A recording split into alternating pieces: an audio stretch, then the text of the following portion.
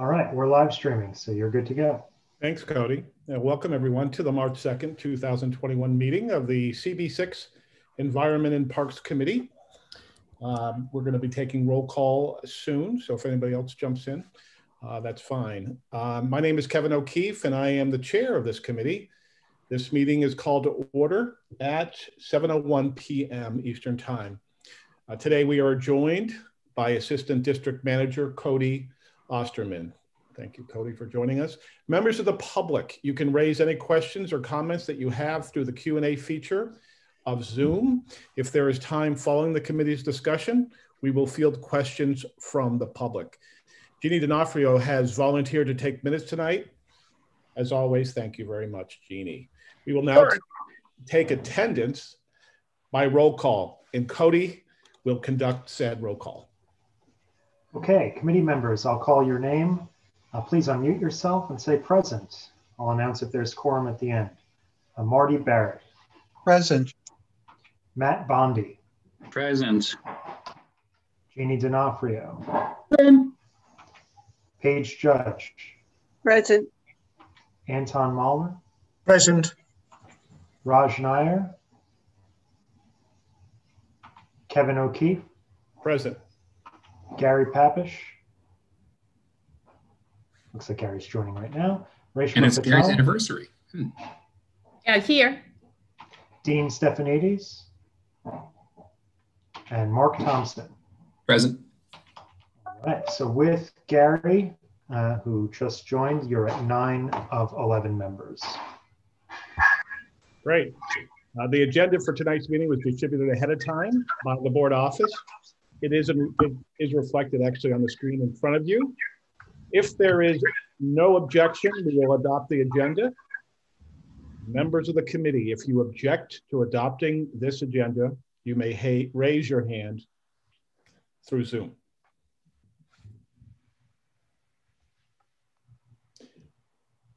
Okay, seeing no objection, the agenda for tonight's meeting is adopted. Now, the minutes from the February 2nd meeting were distributed ahead of time by the board office. Marty Barrett, thank you for taking those said minutes. If there is no objection, we will adopt the minutes as drafted. Speak now or forever hold your peace. Okay, great. Members of the committee, if you, since you don't object, the minutes from the February 2nd meeting are adopted. They will soon be available on the CB6 website. Now, in order to conduct an efficient meeting, let's observe a few ground rules. 1, no one may speak until granted the floor. 2, committee members, if you have a question about committee business or wish to make a motion, please raise your hand through Zoom. If you click the participants icon, the participants panel should appear and you should find the raise hand function there. If you still have technical difficulty, you may click the chat icon and relay your difficulty. Number 3, the chat function should never be used for committee business or questions about agenda topics. All such remarks should be made on the record by raising your hand through Zoom. Chat should only be used to alert us of any technical difficulties you are having or to state in writing information, such as an email, that was already stated aloud on the record during the meeting. Next, when a committee member is given the floor to speak, I will identify you and you can unmute yourself so that you may speak. Last, we are required by executive order to create a verbatim transcript of this meeting, so please keep your questions and comments succinct and germane to our discussion. For those that can see my screen, I want to start off committee business by identifying this photo in my background. This was taken on September 2nd, 1929. The street in the front of that tank is First Avenue, from East 23rd Street to the far left to East 20th Street to the far right. That's a large consolidated gas company tank. I know that spot because I live where that tank is located. First on tonight's agenda is someone who knows that far right corner of First Avenue. We will see and hear him make a presentation about a proposed community garden on First Avenue between East 20th and East 21st Street. He is Carlos Suarez, the founder of the company that is creating Roe's, the restaurant now going up on that northeast corner. Carlos, if you're ready, you have the floor. Fantastic. Thank you so much, Kevin, and thank you to the members of the committee. Really appreciate the invitation to present to you this evening.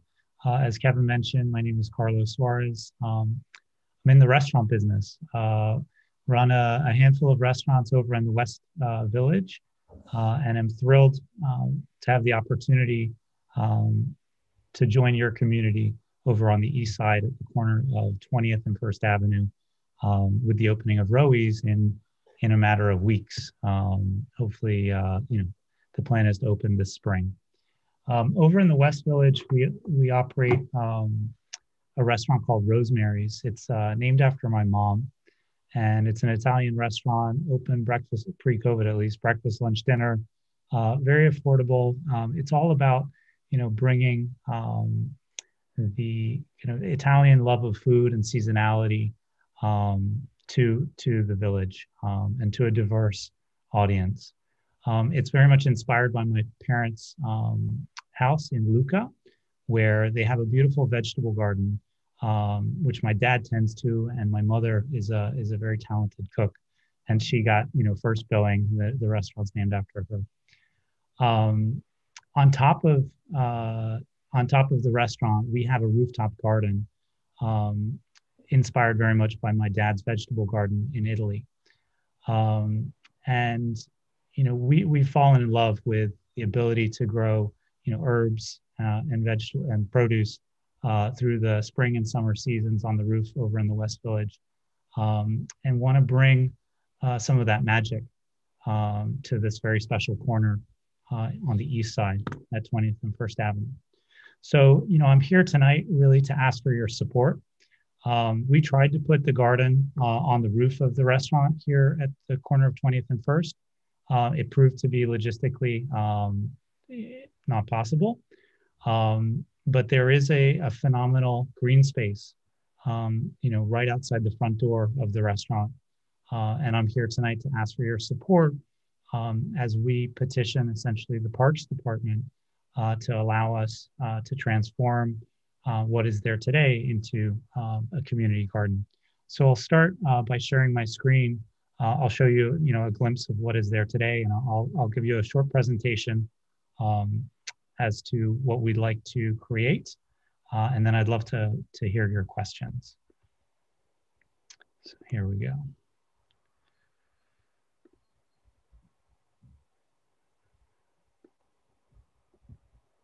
So I'm hoping that you can see my screen at this point. Yes. Great. Okay. So this is just to acquaint everyone, where we are. This is looking north on First Avenue, Peter Cooper Village. Here is the current green space. This single-story building is the location of the restaurant, and this is 20th Street. There's Hane and then Stuyvesant Town, continuing to the south. Okay, so let's see what happens.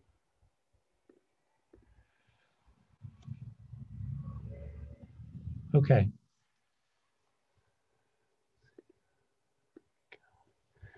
All right, so much like Rosemary's in the West Village, we see this corner as a really critical,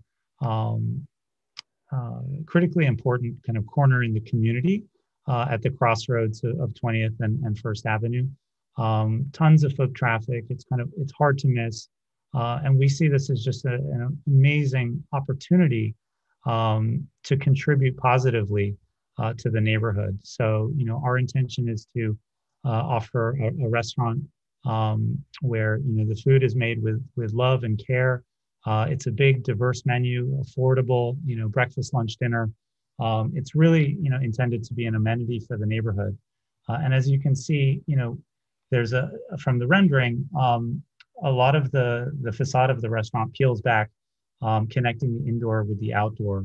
And to the left of the screen, you see, an early rendering of this imagined community garden. let's see. From above, you can see the community garden laid out along First Avenue, and then you can see the kind of scale of the restaurant. The green area is the restaurant.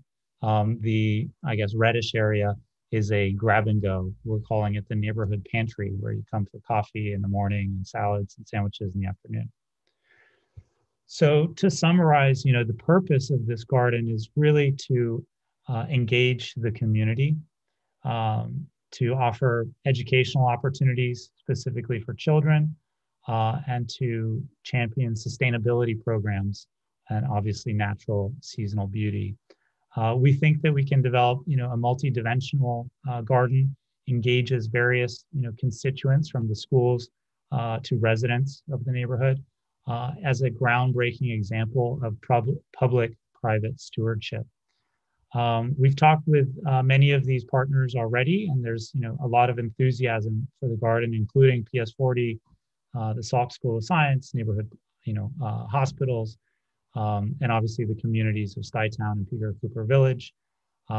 We have the support of local Senator Brad Wellman and Councilman Keith Powers, and the intention would be to open the garden this summer. A little bit more detail about the purpose, three real pillars: the community, education, and sustainability. As I mentioned, we've been talking to PS40. We would love to involve, that school, the Salk School of Science.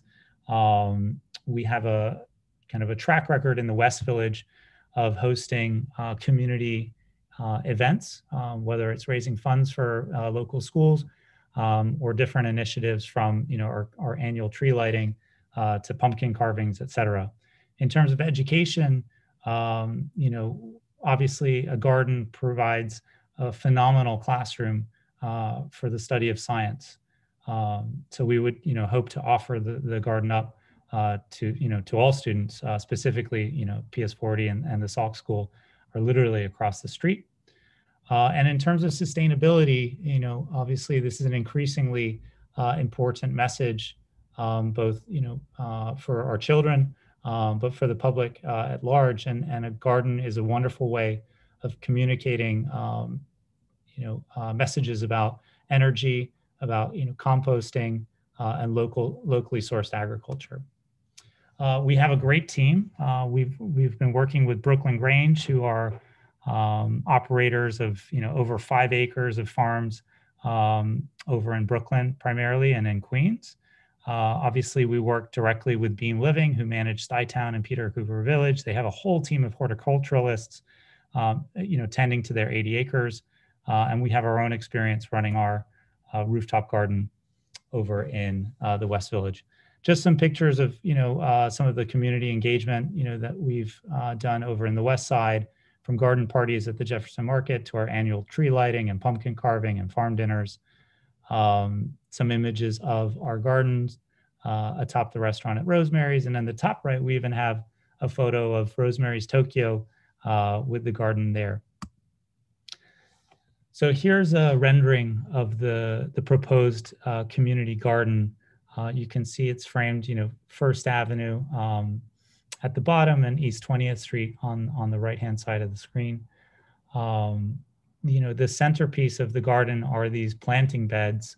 We would love to, have schools kind of, designate which beds that they want to take, and we would help tend to those beds so that the students, can visit them and they can be integrated in their curriculum. At either end of the planted beds would be these 2 courts.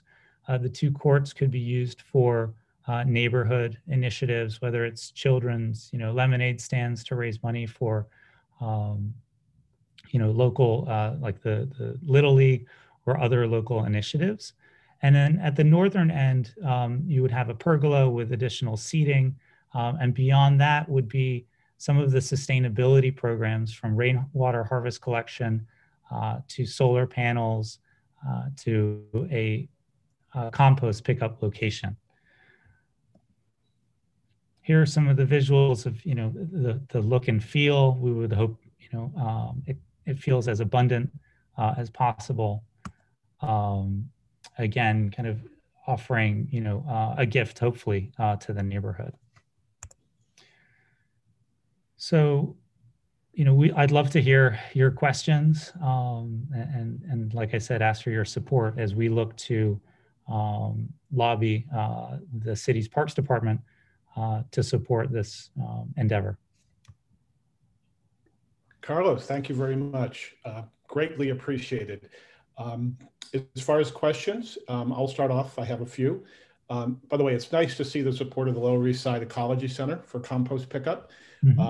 At our previous meeting for a site north of 34th Street, we heard from Leah Lucero, the Organics Recovery Coordinator at the center.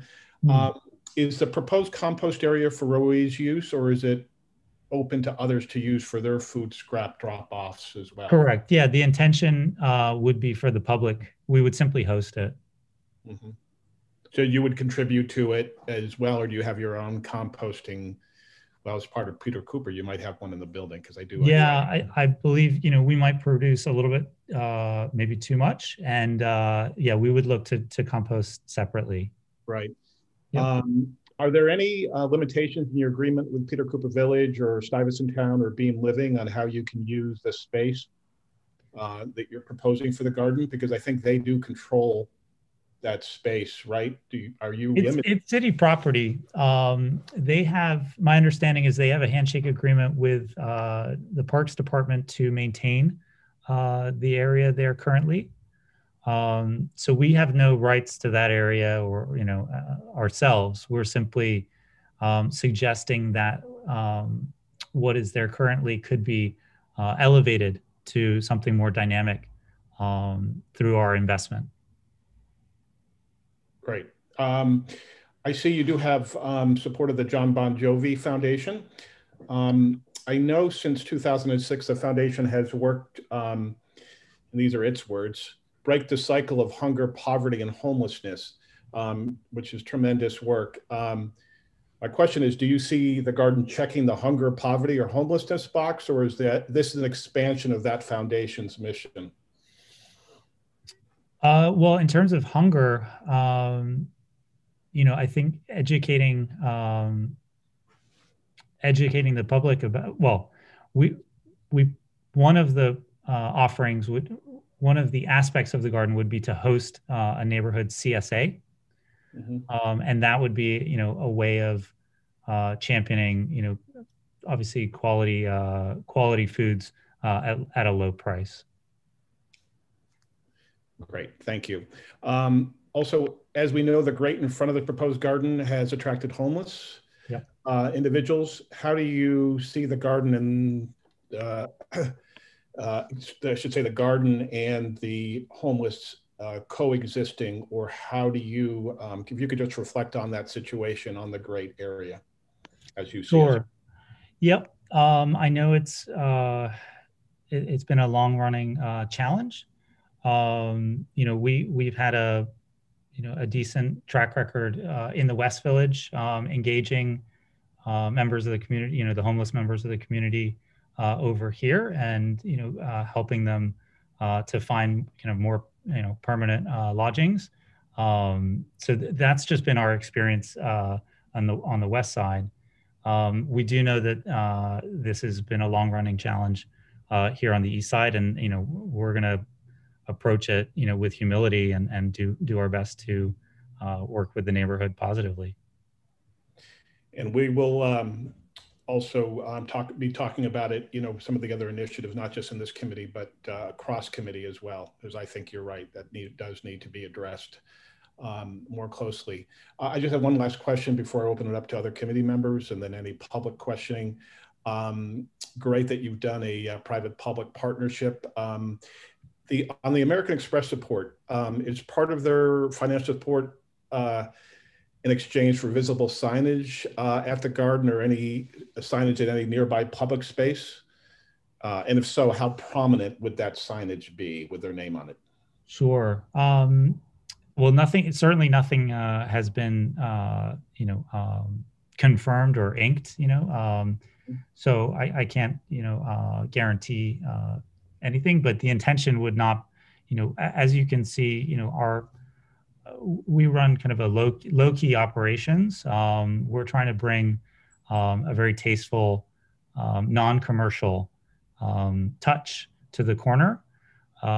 So, if there were acknowledgement of financial partners in the garden, it would be, certainly our intention to do so in a very tasteful way. Great, thank you. I'm going to open it up to other committee members. Thank you for Sure. All that. If I don't see, and you, Cody, you can help me. Oh, Matt Bondi does have his hand raised, and then I see Mark. So if we can go with Matt Bondi first. Thanks, everybody. I think the garden looks great. I think it's a good idea. And I always like to hear about, members of the community, business members of the community trying to give back and do business with the local schools and everything. And I think it's going to be a wonderful resource for them. I saw in one of your drawings, though, that you had the little truckster. And I was wondering what the purpose of the truckster is. Is that for deliveries, or is that for advertising? Is it just a cute little garden kind of, decoration? What can you explain a little bit more about that? Yeah, I mean, it's rather ornamental. In Italy, in the countryside, it's very common to see these three-wheel, what they call apes, these little bees, that are these kind of farm utility vehicles. And, I thought it would be a lot of fun to have one of those, whether it's delivering pizza or other. Here in New York City, I thought, the contrast, this agricultural vehicle zipping around. So I found one. It's made by Cushman, an American manufacturer, I think out of the Midwest, and it's intended to be used, in factory, outdoor factories. And so we bought one from the 60s, and retrofitted it, and it's over in the West Side at the moment. It's a little temperamental, and the insurance is very expensive. So it's pretty much just parked at the moment. There's no big scheme for it. It's more ornamental, but I love that you noticed it. Thank you, Matt. Mark Thompson, you're up. Yeah, great. Thanks, Carlos. This is great. I'm waiting for you guys to open for a long time. I live just down on 18th Street in Stuytown. Perfect. So it's nice to have you coming. Your food on the West Side's good too. My question is sort of more a practical one, and Kevin kind of brought it up a little bit. Even if there's no sort of, people living on the street there, how do you intend to sort of protect the garden from people walking through it? And we've had problems in the past with people going through and ripping up the flowers and plants that were there just randomly. Sure. Yeah. Well, there will be gates. I believe that's possible, overnight for security. But our hope is that, well, two things. There's the restaurant will be open kind of all waking hours of the day. So there's plenty of visibility from the restaurant staff or guests of the corner. And then our hope is that if we do such a nice job, creating a space that feels, really well looked after, that the community will respond positively. And sure, there'll be instances, that'll be unfortunate, but I think for the most part, people will respect, the hard work that went into it, and appreciate what's there. I think, when you have a space that isn't activated, you might see maybe more instances of vandalism, for lack of a better term, than a space that's really activated, curated, and obviously is closely tended to.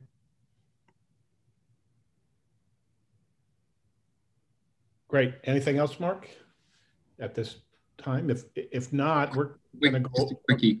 Stuytown uses the Cushman trucks already on campus, but the newer ones. So they're here, little golf carts, just, yours they're looks made cute. by Cushman too. Okay, Yeah. so cool. Yours looks much nicer, but whatever. Yeah. Theirs are probably a lot more reliable and a lot less to insure. Yeah. There was a second question that we had, years ago in the committee, we talked about it a lot, is the birds that, are in our community. Is there, any interaction with, the avian life in the garden, or how do you? I don't know that that's picked up here, and I don't know that we've discussed it that much. So do do you guys have a feeling one way or another about that? Is that something to avoid, or is that something that you would welcome? I think, there'd always just been concern in the past in the committee, one with birds and glass buildings, but the other one was just making sure that, our birds they're out there. I mean, we have hawks too. But yeah, just wanted you to be aware of that. If there's something you guys want to do to encourage birds to come through, or butterflies, that sort of stuff. I don't know. I would certainly defer. The team at Beam Living, their horticultural team, I'm sure, have a lot of interaction with the local wildlife. So we'll follow their lead. If they think it's okay and a good idea, we'll put up bird feeders, and if not, I guess we'll avoid it. Okay, thanks. Thank you. Of course. Great. Thank you. Sounds like a good school project. The bird feeders, helping make those. Yeah. If that goes through. And I just want to I would like to throw out that the Epiphany School, which is right there on 2nd Avenue on 21st between 2nd and 3rd. They've got a lot of school kids that do projects, and hope you keep them in mind too. Fantastic. Happens to be the alma mater of Keith Powers. Okay. Matt, I do see your hand up, but I think Jeannie is raised as well. So let's go with Jeannie next, please. Go ahead, Matt. Okay. Hey, thanks for that presentation. I think it's wonderful. Just a couple of questions. One is, did you work with Brooklyn Grange on, the roof idea? Because I know I've been there before, as far as getting soil, irrigation, fertilization, all that happening. I mean, it's a virtual farm on top of that building. It's amazing. So I was wondering if you had Brooklyn Grange helping you with that. And just the other comment is, I don't know if you're familiar, or I missed it in the presentation, at Solar One on the East River. They also have some fine, beautiful gardens. I know it's the East Coast Resiliency Project, probably is interrupting it right now, but they have these beautiful gardens, and the school groups go through there all the time. So you might want to connect with them as well. Would you mind repeating the group that you're recommending I connect with? Solar, like the sun, Solar One. Okay. Yeah. Fantastic. And thank you for that. I look forward to, I'll look them up right away. And to answer your question, yes, Brooklyn Grange helped design and build the very first Rosemary's rooftop garden back in 2012. I became friends with Ben back in, I think, 2008 or 9, when he was at Eagle Street Farms in Greenpoint, and watched him build, Brooklyn Grange over in Long Island City, 40,000 square feet on a roof in Long Island City. Just absolutely amazing what they've done, So yeah, thrilled to work with them. They're very smart. Did you go to their Outstanding in the Fields event? Do you know the Outstanding in the Fields? Yeah, I know of it. Yeah. It's funny you mention it. We started, because I have a restaurant called Bobo, and we were buying veggies from him back then. And we had this, idea to host basically standing in the field events with farms. Mm-hmm. And we started a series of farms, dinners in the summer at farms in the region. And one of them was at Brooklyn Grange, and it became kind of the most popular one. And so we built like a huge, 40-foot long table on top of their roof to do all of this. That's crazy. And they took that idea and they've run with it. Oh, that's awesome. Yeah. Well, thank you. Thanks, Jeannie. Let's go back to Matt Bondi. Thanks, Kevin. So I was just, I just wanted to, when I saw the diagram, I saw that there's an area in front of the restaurant, then there's the garden, then there's the sidewalk with the grate. And I just wanted, I'm sure you probably thought about this, but I wanted to point out that if the garden becomes very lush and grows well, you could be faced with the prospect of not being able to see the area behind the garden and in front of your restaurant. And it could create a dark area if your restaurant is closed. And it's just something that, you should bear in mind. I don't know how you plan on, but you may have answered my question already, because you said that it's basically going to be open at all hours of the day. And if that's the case, then fine. But if not, then you want to bear in mind that once this garden gets off the ground and gets very lush, you could very well not be able to see through it to that area behind it in front of your restaurant. That's all. Fair enough. Yeah. Fair enough. Thank you. I have another question before we do move on. I see we have at least 3 public questions here. I know you touched the proposal a little bit about renewable energy sources. Can you touch on that some more and where you see that power going to help?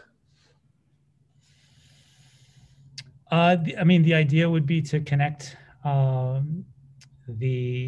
solar panels to irrigation systems to support irrigation of the garden.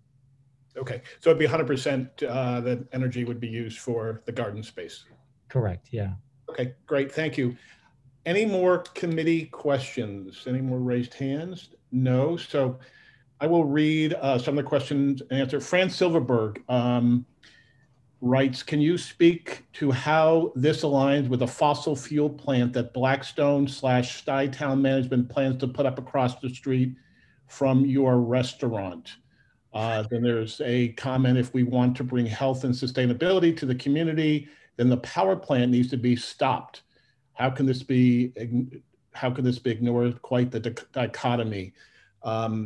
You could certainly take, there's a question and then an opinion. You want to take the question, Carlos? To be honest, all I know of, I know very little of a power plant being built. My understanding is that, sustainability is taken very seriously by Beam Living. So I would have every confidence that whatever they're doing, I mean, they probably have the largest solar panel installation in the city, if not, in the Northeast. I would imagine whatever they're doing is probably, terrific. So, but I can't really comment intelligently about the details. Okay, let's go to Ann Greenberg's comment or question. The STPCV Tenants Association worked with Keith Powers to pay 5 figures for limited composting. Now that the city has cut its budget, who will pay for the composting on the city space? And again, these questions aren't necessarily directed towards you, Carlos. So this may be more of a committee question. We have, just to give background, I know that Ann and others know that, the Tenants Association and Stuytown Management are coming to work out a working group so that they can be transparent about what's going forward with the combined heat and power plant. So I was planning to bring up to the next meeting just an update after checking in with both parties to see how that working group is going. So that's something, and that I think hopefully is being addressed in the working group, if that has started already. And if it's not, I really hope that, and I think I speak for the committee, I hope that that working group starts real quickly. And if it doesn't, we will call into question why it has not. So thank you for your question. We greatly appreciate it. Andrew Lawrence writes, I am a former treasurer of New York City Community Garden Coalition. This is a terrific idea and should be supported and applauded. So thank you for that opinion. Ann Seligman, who is a member of Community Board 6, not of this committee, has some questions. Ann, are you on screen or, oh, here you go. You do have questions. Water access, question mark. Carlos? Yeah, so hence the rainwater collection. Okay. Ann, I don't know if that answers your question. Hopefully it does. Number 2, yes, endorse the use of native plants for non-food plants. And number 3, sounds like a great plan, but always anxious when public space, of which we have very limited amount, becomes public/private. Fair. Yeah. Okay. Thank you, Ann, as always. Barbara Zapson writes, your plan sounds wonderful and your thoughts of helping the homeless, also a good idea. But are you aware that in the winter, the homeless make beds above grates on the side of the bus shelter? We did address this earlier. They sleep there all winter for the heat coming up from below the grates. Also, the lovely sitting places for seniors is a great idea, but I would like to know how you will keep the homeless from sleeping on the grates and using the sitting places possibly as toilets as they have at the bus stop? Yeah, I mean, again, I think because the space is currently untended to on a daily basis, it's not really activated. It's free for anyone to kind of do with what as they like.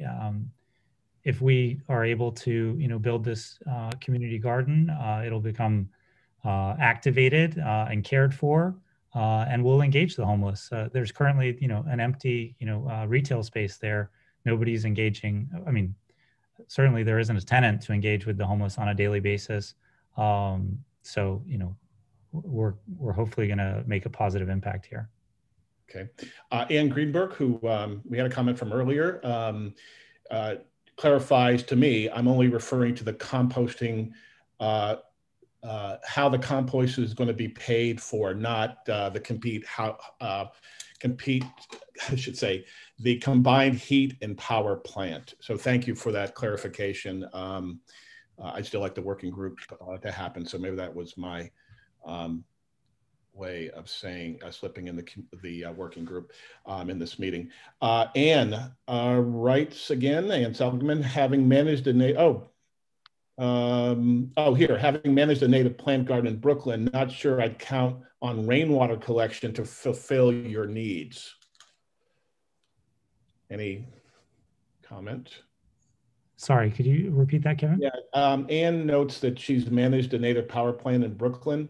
Yeah. And she's saying she's not sure that you should count on rainwater collection alone to fulfill your needs. Yeah, no, fair point. And if we have to bring additional water from the restaurant, we certainly will. Yep.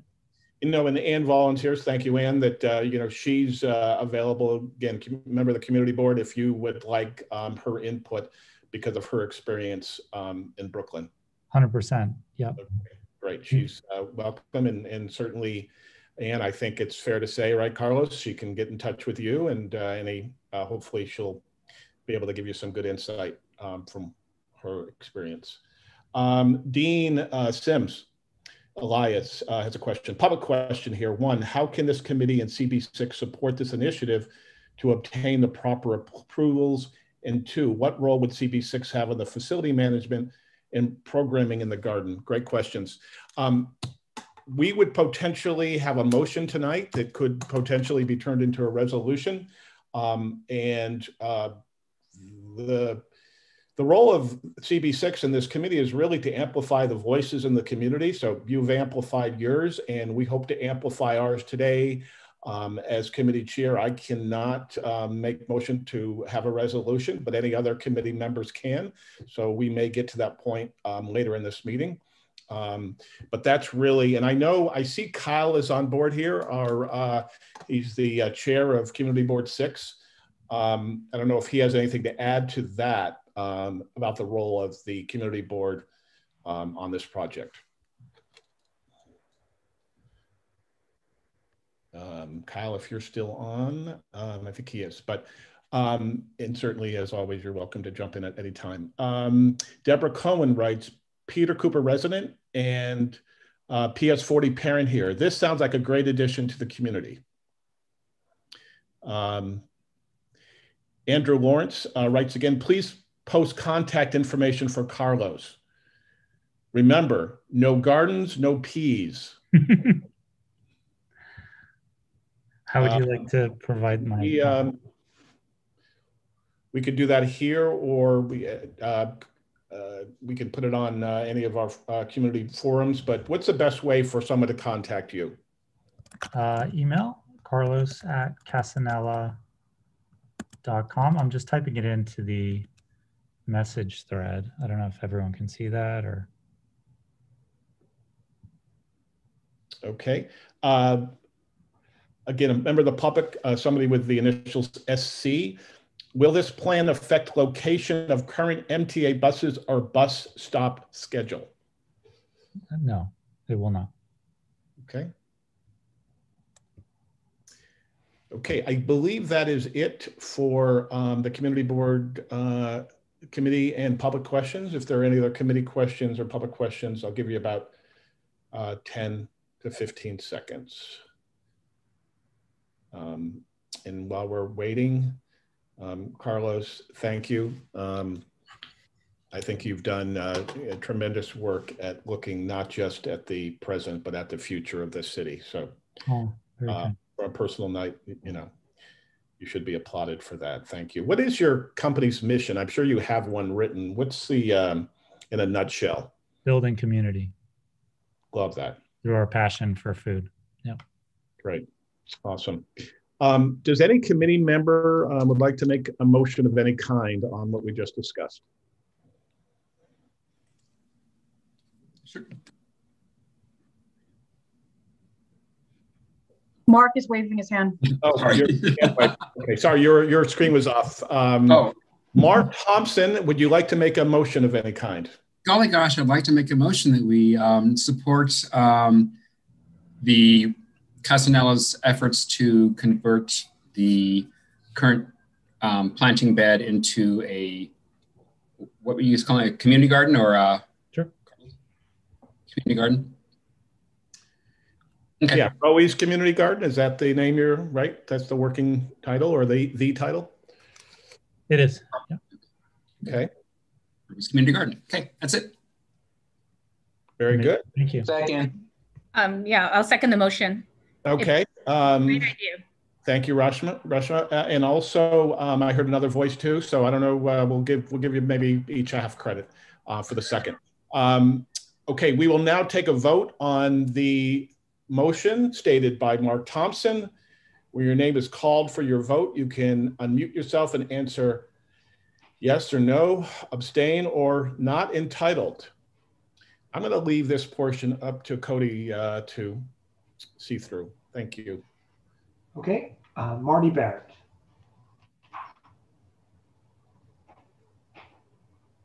Did he drop off the call? Oh, yeah. He was on before. I don't see him. Matt Bondi. Yes. That's in favor, yeah. Jeannie D'Onofrio. Yes. Paige Judge. In favor. Anton Mahler. In favor. Raj Nair. In favor. Kevin O'Keefe. In favor. Gary Papish. Yes. Reshma Patel. In favor.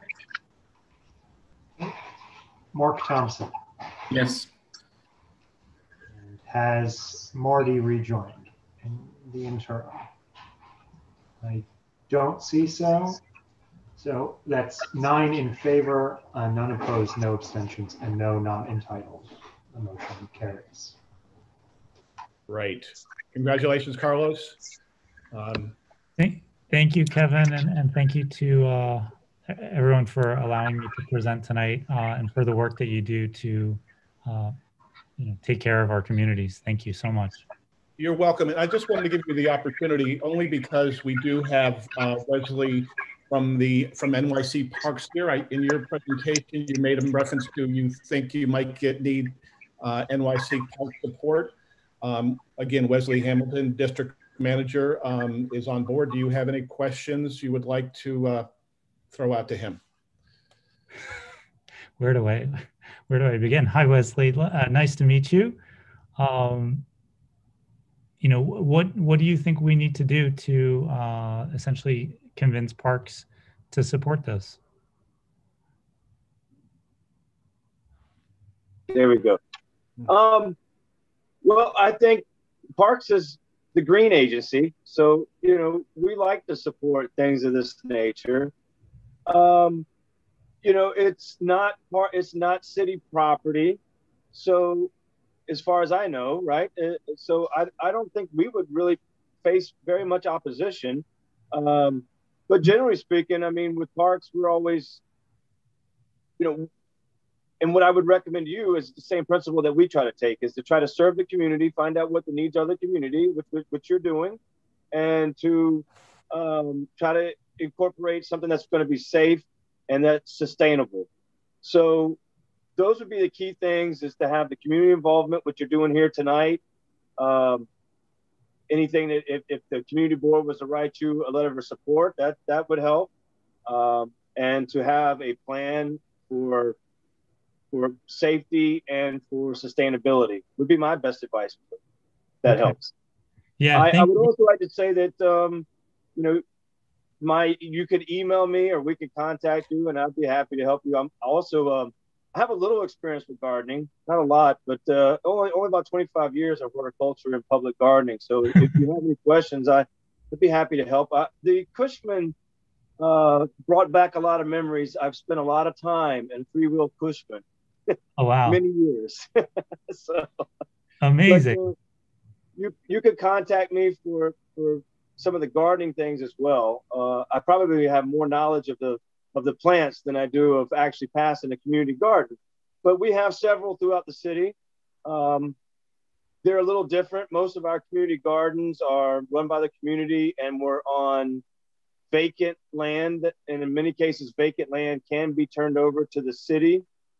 And basically vacant land basically means somebody didn't want to pay the taxes, is usually what it comes down to. So your situation is a little bit more unique. It's a little bit different. And it may present a few more challenges, but in a way, it's going to actually allow a lot more freedoms. Just to clarify, my understanding is that the green space is owned by the city and is overseen really by parks. And that my understanding is that parks would prefer just to leave kind of the status quo versus, kind of complicating matters with a community garden. I don't know if that's the case with all the green spaces. There are several green spaces that are not run by parks.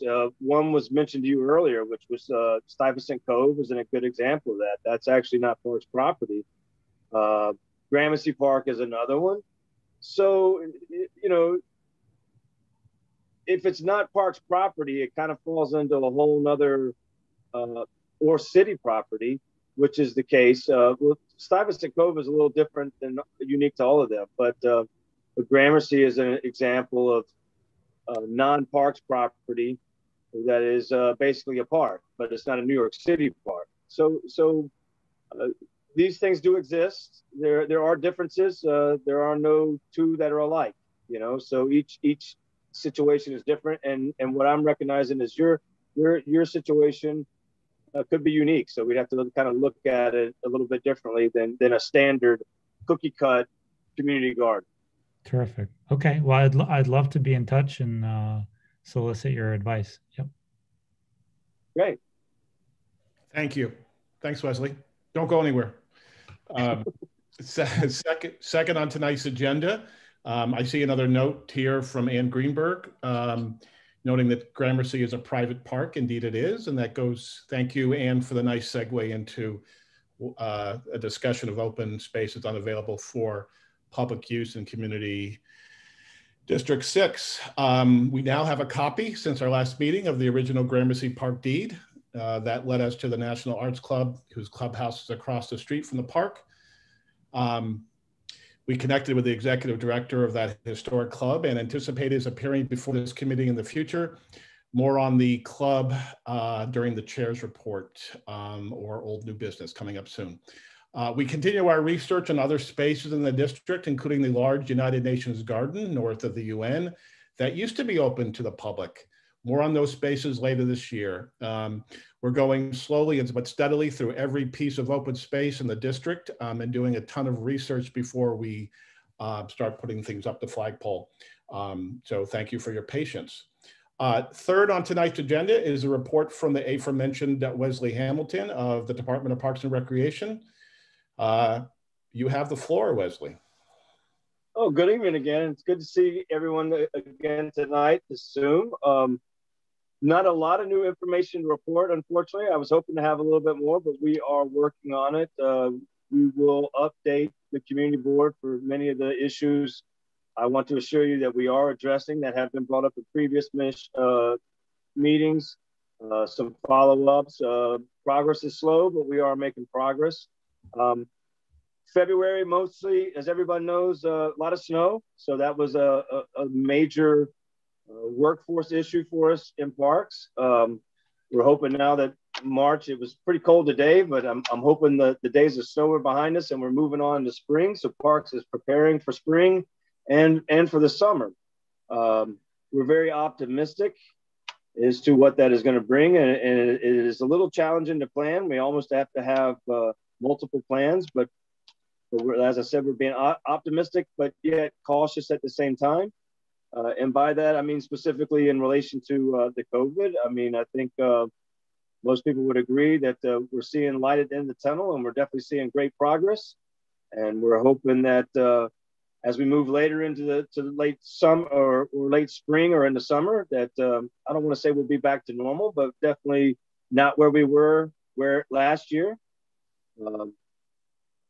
Here in March is about almost 1 year from when we almost shut things down completely.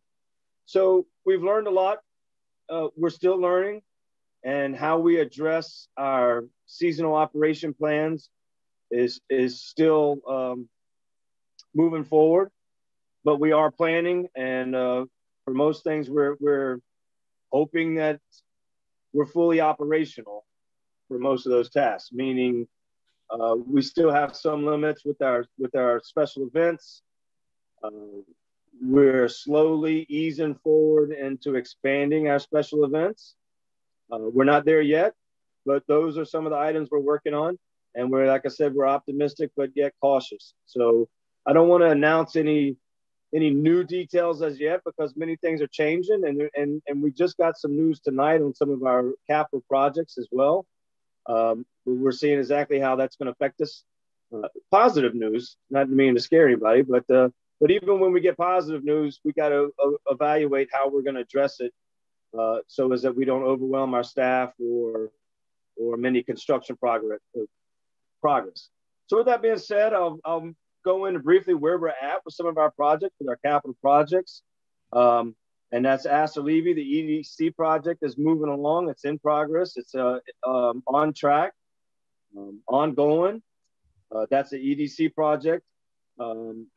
Many of our projects are still under design. The Astor Levy HVAC system is still currently under design. Petersfield, as I mentioned last week, and Robert Moses, we're expecting sometime in spring or late spring to bring synthetic turf to those fields. That is still planned. Bellevue South, which was in the design phase, is now moved into the procurement phase. And St. Martin's is still in the design phase currently right now. It is nearing the end, but it is still in the design phase. Mary O'Connor and Tudor Grove playgrounds are in the procurement stages. And Peter Detmold, which is an installation of a new water line, service water line to the park, is also in the design phase. So that's like a new project that's come on, but we expect that to be fairly quick. But it's in the Leslie, design. sorry, I didn't hear you. What was the last one? I'm sorry. Peter Detmold. We are in the design phase of bringing a new water service line to the park. We do have water there. We went many years without water. We did get the water connected, but it's like a temporary water line. So we're looking to do a more permanent and a better water line. And that is in the design phase. Let me see. What else do I got here? That is most of the capital projects that I can announce. I don't know if we hope to have some new information soon. We just recently sent out some information about how the mayor had just before the board met here,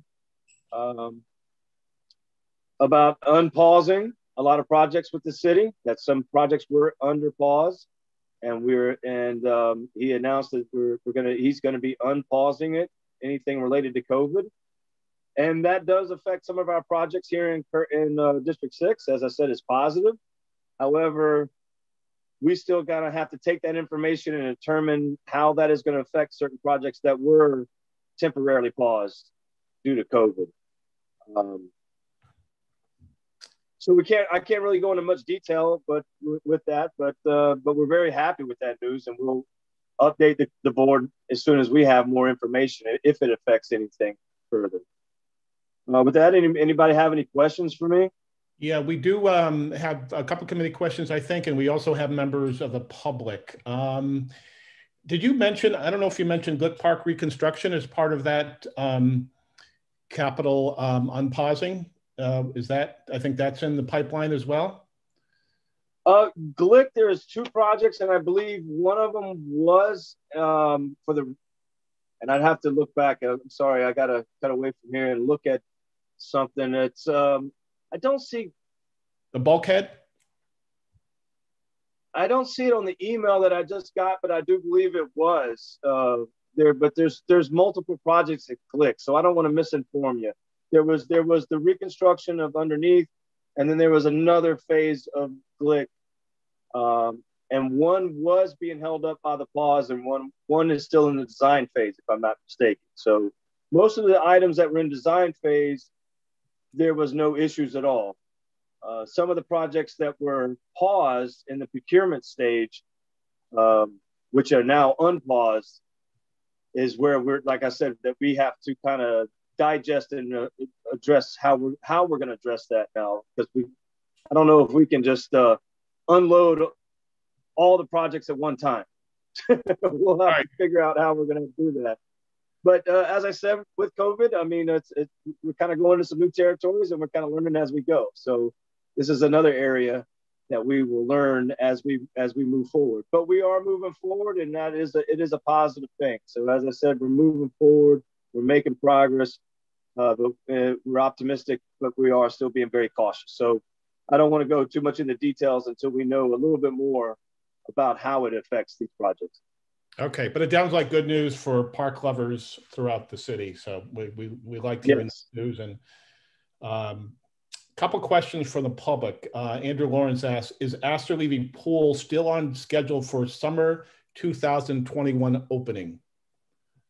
Yes, it is. It is planned, and it was one of the key points that we had with the EDC is we wanted to be able to have that pool open. The EDC project will be ongoing around it, but for anything that's related to the pool, it is expected and planned to move forward with the pool opening so far to date. Again, our pools fall under our seasonal budgets, and there's a lot of other issues that are tied into that. But as far as the EDC project related to the pool, it's on track, and it is expected to not interfere with the opening of the pools for the summer. Okay, thank you. Matt Weintraub asks, would it be possible to get more mulch for the Bellevue South Dog Run? Yeah, I believe it is. We're working on that, and I think it was with the volunteer group. So we're working with our volunteer coordinator and our horticulture department. Most of the area is covered in snow, so that kind of put a little delay on that. But now that the snow is melting, and we can work on it. So to answer the question is, the easy answer is yes. Great. Also, just circling back to what's unpaused, DAG Plaza would also be in that mix, correct? Correct. Bellevue, Mary O'Connor, and DAG and Peter would be the biggest 3 that were in procurement that were on pause.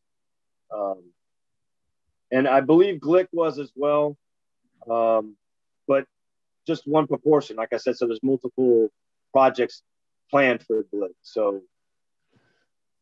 without me being versed on all of that tonight, I don't want to go too deep into the weeds of that, but we are excited to and happy to announce and share the happiness that the mayor said that they're going to be unpausing some of these projects. So that's good news. Okay. Ann Seligman writes, what's happening specifically at DAG? Again, I think that's, unless you know any details you can share with Ann. All I know is that DAG has been under procurement. It went out to bid once before. The bids came in too high, so it had to go back out to procurement. Those bids are coming in line, and then also we had anything that was under procurement. A lot of those projects got paused. So that's where we're at. But the good news is it's being unpaused, and there have been some bids coming in, but that's all I really know with DAG at this point in time. And like I said, we'll we'll update the community board as we move forward and we get a little bit more clarity on this, if I can say it like a newscaster, this breaking development. Okay, great, thank you. Yeah, I think that's news to a lot of people that DAG was a planned project. So that's great. Okay, any more questions, either public or committee members? Matt Bondi has a Matt question, Bondi. Kevin. Yes, Matt. Thank you, Kevin. So, hey, Wesley, nice to see you again. I love our parks, and I love everybody who works for parks. I used to be a New York City lifeguard up at John Jay Pool. It was the greatest job ever. And those pools are so important, and so are the jobs that they give to young people. So when I say this, it kind of hurts me a little bit. I was a little disappointed with the Parks Department when it snowed. And I say that because none of the Sutton Place parks were shoveled at all. And it was really dangerous. You had probably about 1.5 feet or in some places of just nothing but ice. And I found that to be the case as I walked downtown past St. Barton's Park. And I was really kind of surprised because, you know, a lot of the streets were very clean. The city, you know, cast that burden upon landlords a few years back. You have to clean your sidewalks within a certain amount of time of the first snowfall or whatever the rule is. I don't know what it is, but the streets were clean except for in front of St. Barton's. And what really kind of drove home the disappointment was, you know, not only that none of the Sutton Place parks were shoveled, but that St. Barton's didn't have a clear path on the sidewalk, and everybody else around in the neighborhood did. And there were so many trucks over there at St. Barton's. I counted 3 trucks, Parks Department pickup trucks, you know, around that, I don't know what it is, that building there. And so I just wanted to point that out, that I think that more needs to be done, because I also saw a truck leaving the 57th Street Sutton Place Park with 3 guys in it. And what they'd done was they threw down some salt on the ramp, but that was it. You know, that was it. Yeah. And so I just wanted to bring that to your attention. And then also just to ask that, you know, one of these days, I know I've been asking you about this for a little bit, but I'm hoping that you can find out a little bit about those Sutton Place fences, 57th and 56th Street, because they're temporary fences. They're unsightly. At least in one respect on 56th Street, it forecloses the opportunity to go up the stairs. You're forced to go up the ramp, and in going up that ramp, you're forced to go in close proximity to other people going up and down that ramp. So you can't socially distance on the ramp. Whereas if the stairs were open, that would make it a whole lot easier, but they're not because there's a chain link fence in front of them. And it would seem to me that the building there, 1 Sutton Place South, is probably in a position, if they haven't already, because it looks like they have their fences up, to put those fences that they're concerned about up so that the unsightly chain link fences could come down, particularly since those parks are so vital to the community and have been used by so many people. So many people make their way down to that water during COVID, the past 10 months or a year now.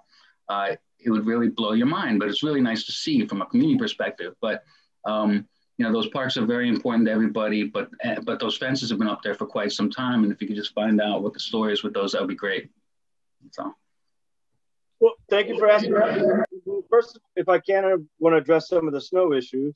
And you're right, I've noticed some of that too. Which each weather event can be unique as well. Specifically too, and we do have a certain priority in a way that we do our clearing of our snow, which some people may not be aware of. The perimeter sidewalks are a priority, and our ramps and staircases are our priority, and our staff is very thinned out. And in many places, so we had a lot of complaints, especially for interior parks, or why this space isn't cleared. And basically, a lot of that just comes down to simple, we can't get equipment and we don't have enough manpower to physically shovel out every park in the Parks Department. That's just not really realistic. And our goals is to try to clear the perimeters and our steps and sidewalks, where the main thought is, people that might not even be using the park may have to cross down the sidewalks.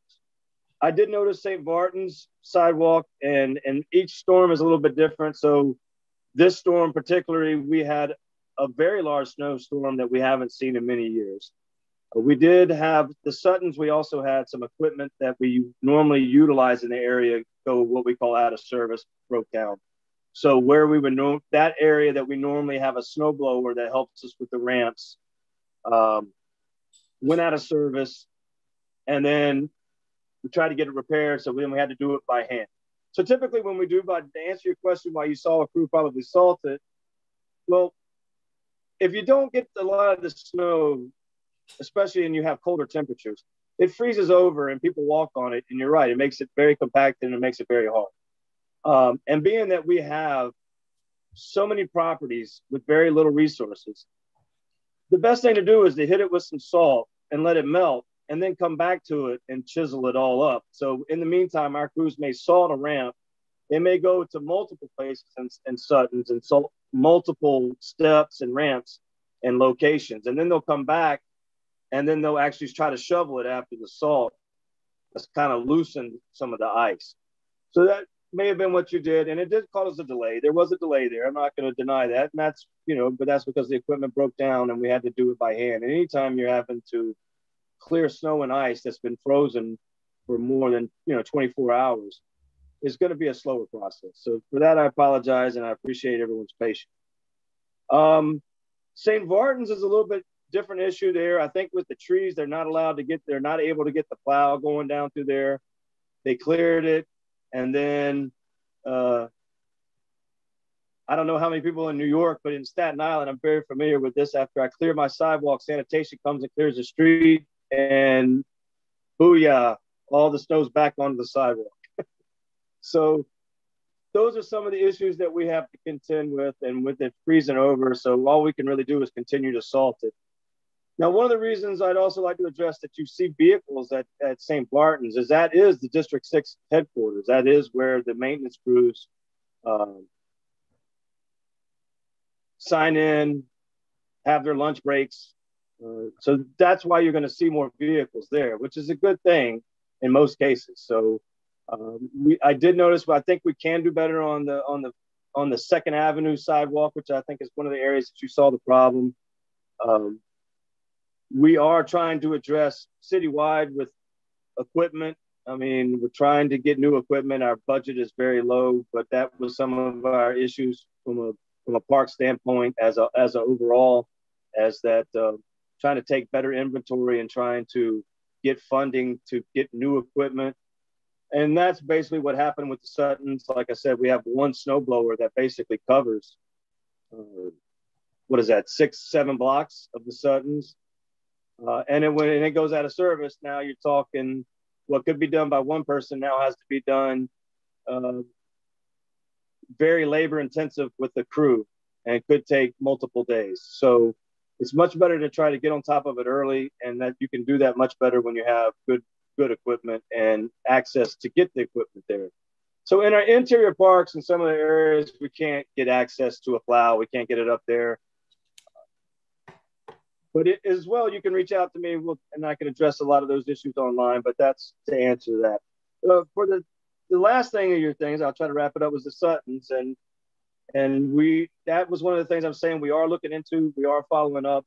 It is a unique situation with the Sutton 56 and 57, is that the building is actually responsible for those fences. That's part of the legal agreement. Most of our parks we're trying to plan, you may have heard the saying, parks without borders. And so we're not real big on fences either. But we definitely hear what you're saying. But being that it is kind of a joint situation there legally, that we were required to do a joint operation with the Suttons at that location. And it is a little different process of how we go about resolving the issue.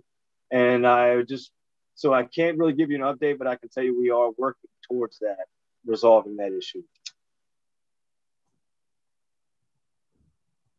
Great. Thank you, Leslie. Matt, any other questions? I do not see any. One other thing I want to circle back to is the resolution that needs to be drawn up for Rowe's Community Garden. If I can get a volunteer for someone to write the resolution, as always, I will be happy to help in any part of that process, but I do need someone on the committee to draw that up for the full board.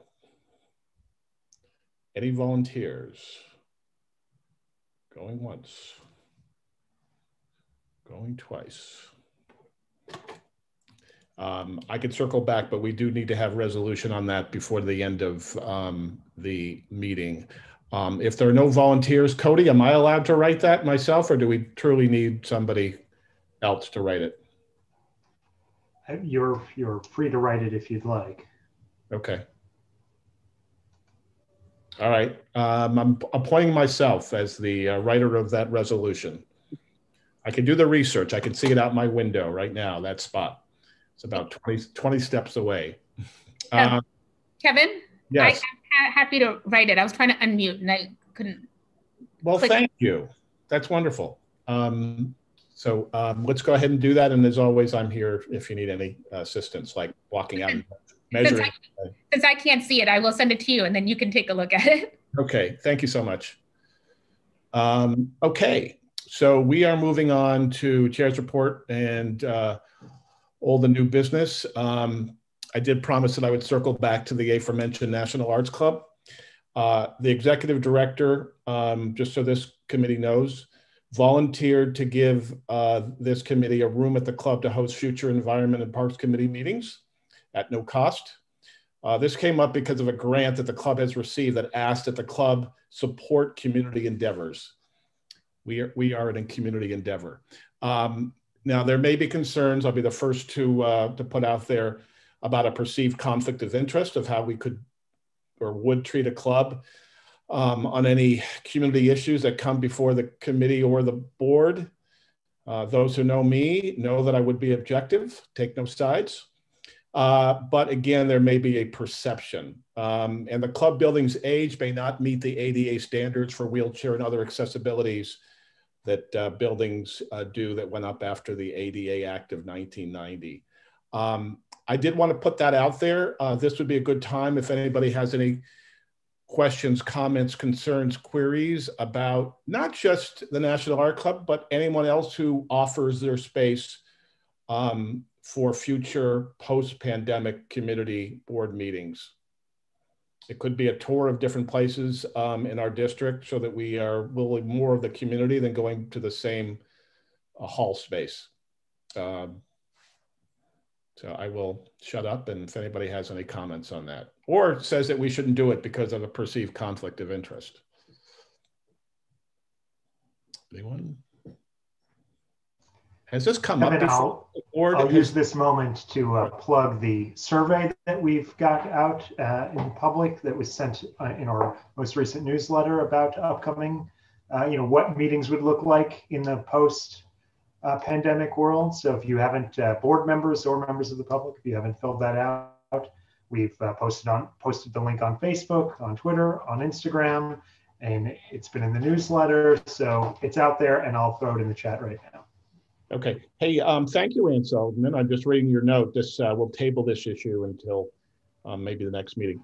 Ann writes, New York City Conflict of Interest Board can provide more clarity on use of meeting spaces. Well, there you go. I think we need to do that. Not just for National Art Club, but anything else that might come up like that. I'd love to know what guardrails there are. Okay. Any old or new business? If any member of the committee has any old or new business, please raise your hand at this point. Not seeing any. Do we have a motion to adjourn? Motion to adjourn. Thank you, Anton. And I'll second it. Thank you. Do we need a second? But thank you anyway. Yeah, whatever. Sounds good. If there are no objections, we will adjourn this meeting at 9:15 p.m. Actually, 8:15. Cody, you can end the live stream on the Zoom app and the YouTube back